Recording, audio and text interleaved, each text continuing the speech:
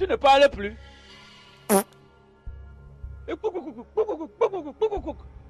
Perroquet sauvage.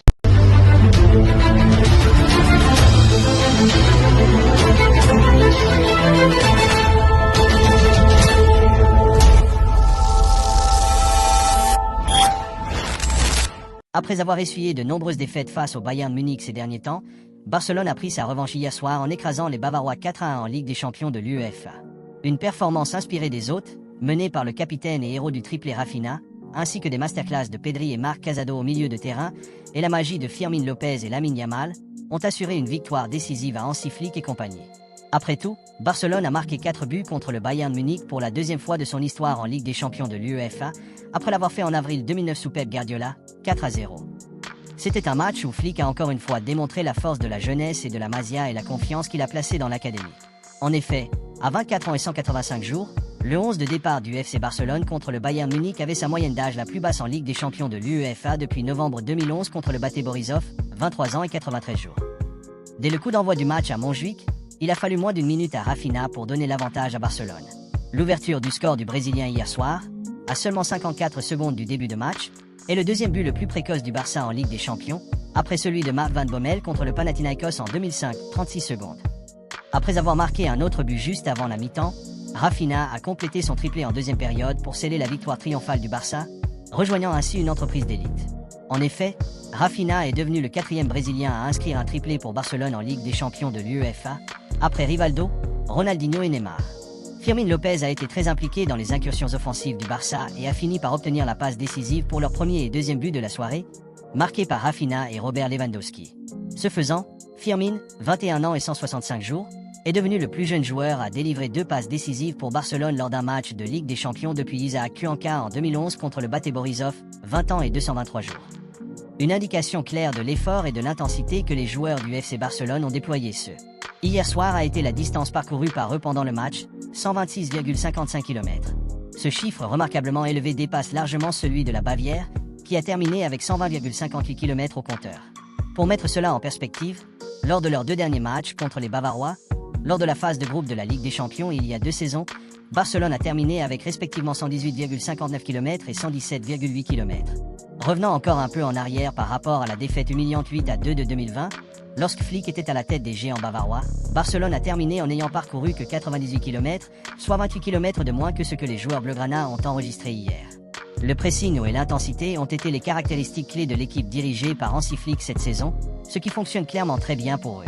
Ce changement notable a porté ses fruits en battant son pire adversaire européen, le Bayern Munich, et en gagnant du terrain avant le Clásico de ce week-end, qui aura des répercussions majeures sur le classement de la Liga.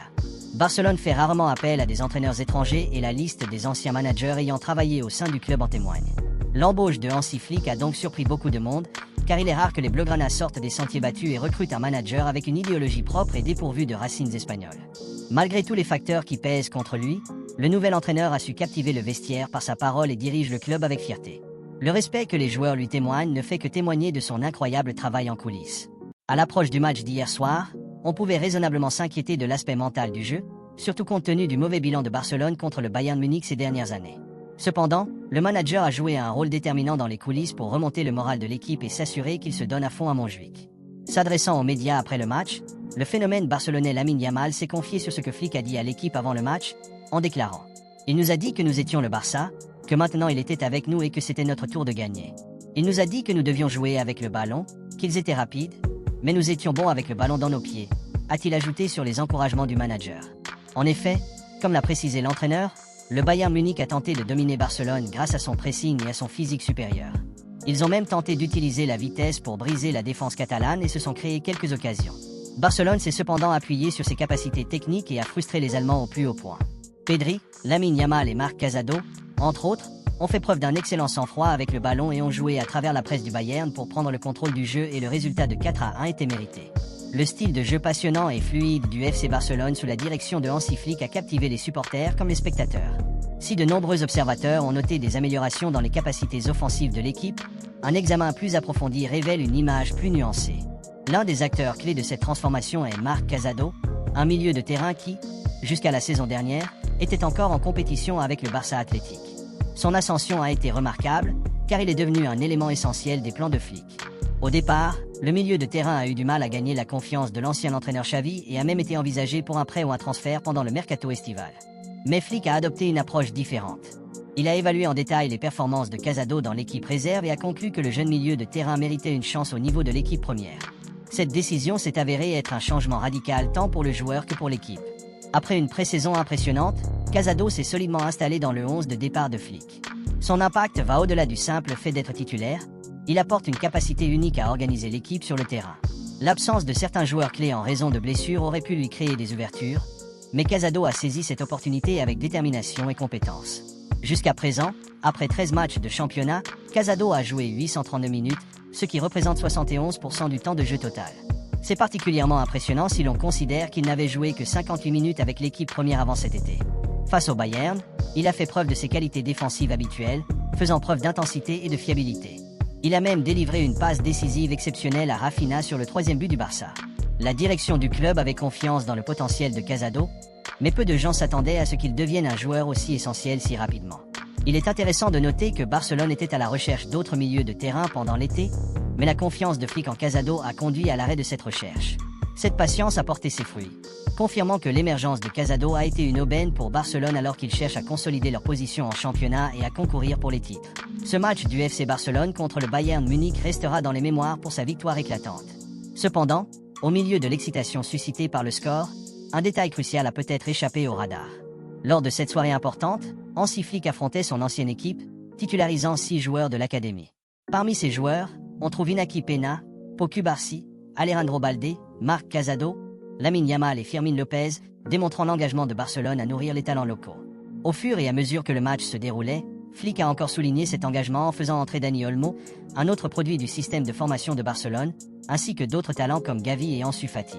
Cela signifie que Flick a commencé le match avec 6 joueurs de l'académie et l'a terminé avec 7 sur le terrain. Il s'agit d'un exploit notable, car il s'agit du plus grand nombre de diplômés de l'académie jouant ensemble cette saison, égalé uniquement par leur précédent affrontement contre Séville. Avant cela, Flick avait également inclus 5 jeunes joueurs dans divers matchs contre des équipes telles que Valence, Gérone, Monaco, Retafe, Osasuna et Young Boys. Il convient de noter que le record du plus grand nombre de diplômés de l'académie sur le terrain en même temps est toujours détenu par Tito Vilanova. Le 25 novembre 2012, Vilanova alignait 11 joueurs locaux incroyables lors d'un match de championnat contre Levante, menant Barcelone à une victoire éclatante 4-0 à l'extérieur.